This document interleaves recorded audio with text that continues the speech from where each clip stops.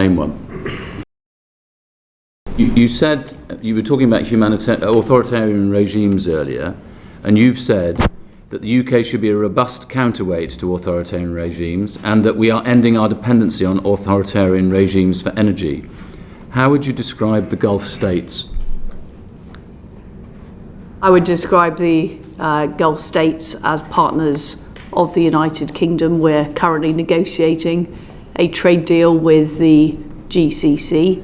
Now, is every country that we work with exactly in line with United Kingdom policy on everything? No, they're not, but they are important allies of the United Kingdom. Hang on, Mohammed bin Salman, responsible for the murder of Jamal Khashoggi, no? Yeah? What I would say is that Saudi Arabia is he responsible? Is an important partner of the United Kingdom.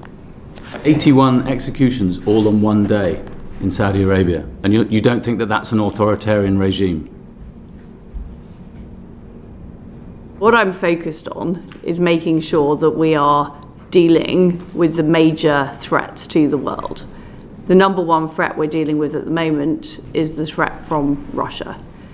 In order to do that, we need to make sure that we have alternative energy sources. And one of the key sources of energy is the Gulf region. We're not dealing in a perfect world. We're dealing in a world where we need to make difficult decisions. And I think it is right that we build that closer trading relationship with the Gulf states. If a country is an authoritarian regime, it's fine to do business with it as long as the authoritarianism is only within its own borders. Is that right? What we're facing with Russia is a regime that is actively seeking to invade sovereign nations and create a greater Russia, recreate the former Soviet Union.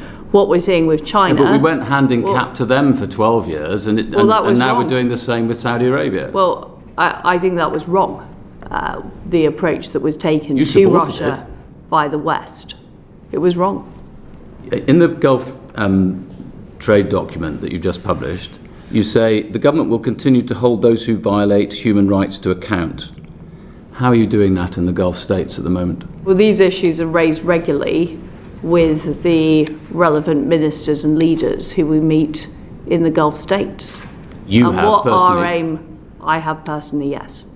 Well, your spokesman said that you hadn't.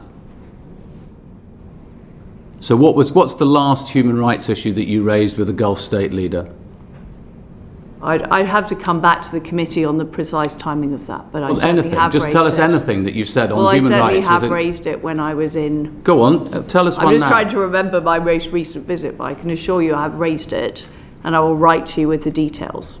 You can't remember a single human rights issue that you've raised with a Gulf state leader?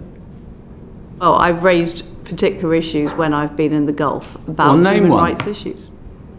Well, I'm not going to go into all the details of private conversations, which I will come back to you on in due course. I'll name one.